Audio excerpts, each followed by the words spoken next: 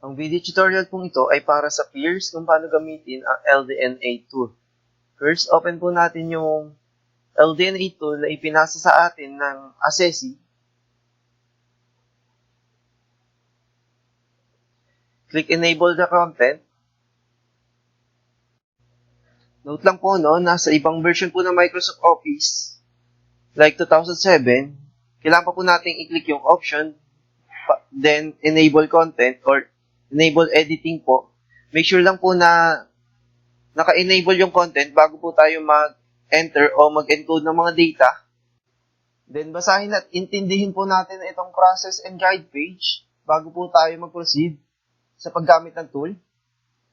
Pag okay na po, click LDNA tag sa pinakataas po. Then, click User Login. Type po natin yung username and password na ibinigay po sa atin ng administrator or ni TS.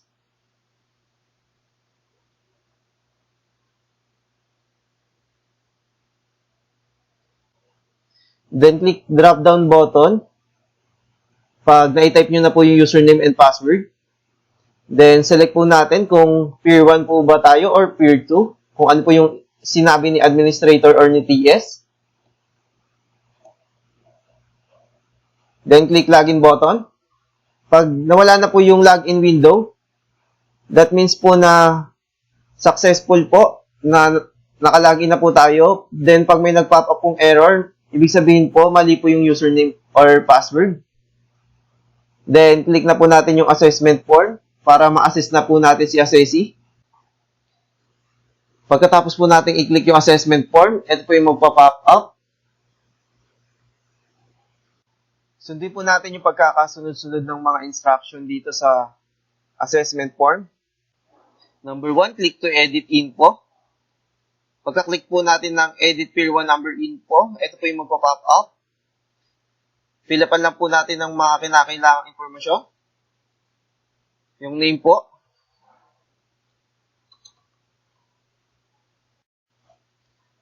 And date of assessment po.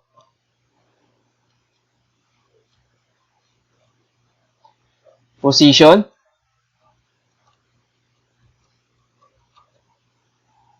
Then division. And office or service. Pag kumpleto na po at na-fill upan na po lahat, click po natin yung submit button. Ito na po yung mga in-encode po nating informasyon. Click plus icon to show detailed description. For example po, sa organizational commitment, click po natin yung plus icon para po makita po natin yung detalyadong description ng mga competencies. Magagamit din po natin ito as a guide sa pag-rate kay Assessee. Scroll right lang po natin para makita po natin yung ibang levels. In determining your rating, A, B, C, D, or E, the assessee should be able to demonstrate all the key behavioral indicators listed in the box. For example na lang dito sa organizational commitment, yung rating niya is B dahil may isa siyang hindi kayang ipakita sa level C. Tulad ng hindi niya kayang magpakita ng katapatan sa isang organisasyon. Then, pag okay na po kayo dito, click lang po natin yung close button. Ito naman po yung sa pagpili ng rating or level. For example po, sa organizational commitment, click lang po natin yung B. Since B po yung rating niya. Once na mali po kayo nang napindot, click on other circles lang po. Make sure lang po na lagi po natin i-save yung file. Pindutin lang po natin yung Ctrl plus S or click File. Then, click Save. Para naman po sa critical incidents, click lang po natin to left and right arrow. Then, may magpa-pop up pong window. Click po natin tong box. Then, dito po natin i-encode yung mga critical incidents.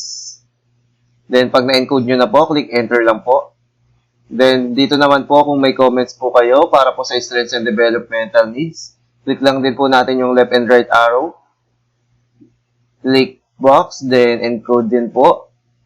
Then, press enter.